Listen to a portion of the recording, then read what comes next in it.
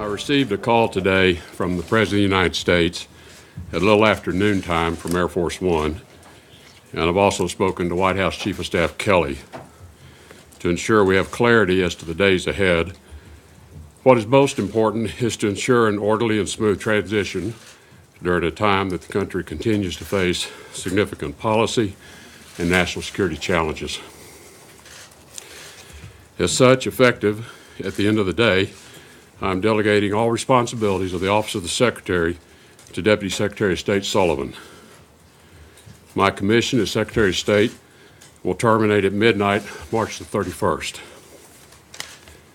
Between now and then, I will address a few administrative matters related to my departure and work towards a smooth and orderly transition for Secretary of State Designate Mike Pompeo. I'm encouraging my policy planning team and undersecretaries and assistant secretaries, those confirmed, as well as those in acting positions, to remain at their post and continue our mission at the State Department and working with the interagency process. I will be meeting members of my front office team and policy planning later today to thank them for their service. They have been extraordinarily dedicated to our mission, which includes promoting values that I view as being very important. The safety and security of our State Department personnel, accountability, which means treating each other with honesty and integrity, and respect for one another. Most recently, in particular, to address challenges of sexual harassment within the department. I want to speak now to my State Department colleagues and to our interagency colleagues and partners at DOD and the Joint Chiefs of Staff, most particularly. To my Foreign Service officers and civil service colleagues, we all took the same oath of office. Whether you're a career, employee, or political appointee, we are all bound by that common commitment to support and defend the Constitution, to bear true faith and allegiance to the same, and to faithfully discharge the duties of our office. As a State Department, we are bound together by that oath. We remain steadfast here in Washington and at posts across the world, many of whom are in danger-pay situations without their families.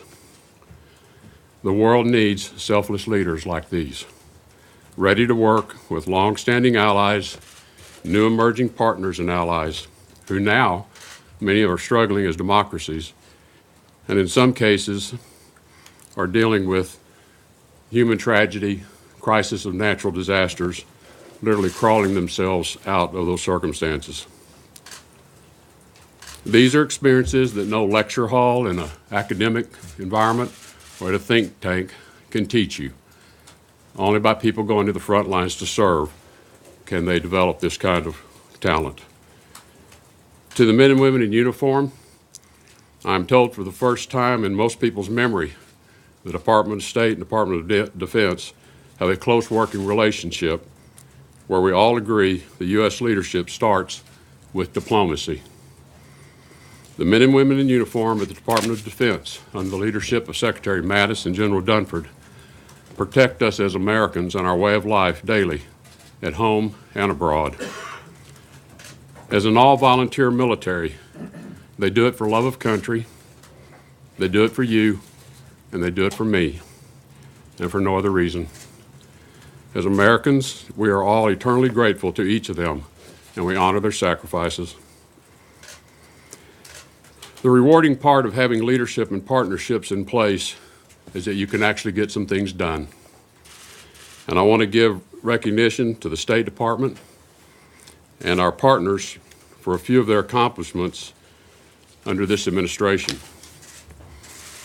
First, working with allies, we exceeded the expectations of almost everyone with the DPRK maximum pressure campaign. With the announcement on my very first trip as Secretary of State to the region that the era of strategic patience was over, and we commenced the steps to dramatically increase not just the scope, but the effectiveness of the sanctions. The department undertook a global campaign to bring partners and allies on board in every country around the world, with every embassy and mission raising this to the highest levels, and at every meeting I've had throughout the year, this has been on the agenda to discuss. The adoption of the South Asia strategy with a conditions-based military plan is the tool to compel the Taliban to reconciliation and peace talks with the Afghan government. Finally, equipped our military planners with a strategy which they can execute, as opposed to a succession of 16 one-year strategies.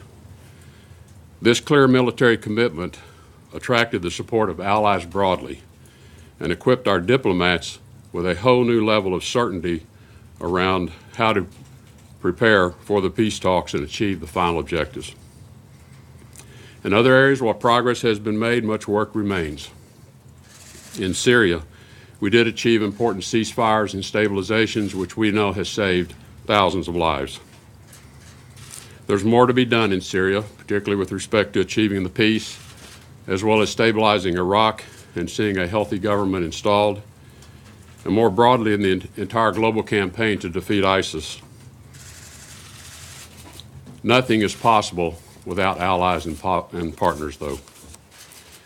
Much work remains to establish a clear view of the nature of our future relationship with China. How shall we deal with one another over the next 50 years and ensure a period of prosperity for all of our peoples, free of conflict between two very powerful nations? And much work remains to respond to the troubling behavior and actions on the part of the Russian government. Russia must assess carefully as to how its actions are in the best interest of the Russian people and of the world more broadly. Continuing on their current trajectory is likely to lead to greater isolation on their part, a situation which is not in anyone's interest. So to my colleagues in the State Department and the interagency, much remains to be done to achieve our mission on behalf of the American people, with allies and with partners. I close by thanking all for the privilege of serving beside you for the last 14 months. Importantly, to the 300+ million Americans, thank you for your devotion to a free and open society, to acts of kindness towards one another, to honesty and the quiet hard work that you do every day to support this government with your tax dollars. All of us, we know, want to leave this place as a better place for the next generation. I'll now return to private life as a private citizen, as a proud American, proud of the opportunity I've had to serve my country. God bless all of you. God bless the American people. God bless America. Secretary.